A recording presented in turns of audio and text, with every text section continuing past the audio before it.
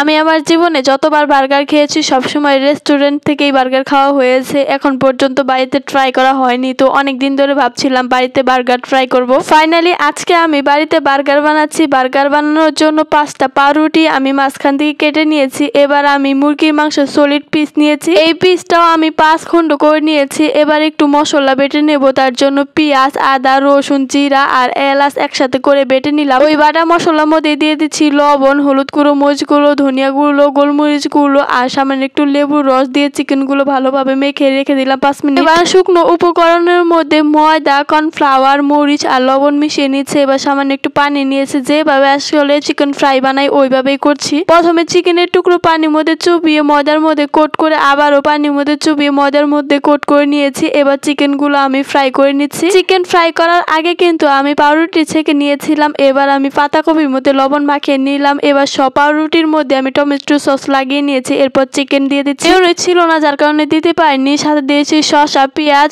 আর পাতাকপি মাখানো, ওইটা দিয়ে নিয়েছি। এই তো আমার বার্গার রেডি। রেস্টুরেন্টের মতো পারফেক্ট না হলেও বার্গারটা খেতে অনেক মজা হয়েছিল। তোমরাও ট্রাই করো। আল্লাহ হাফেজ।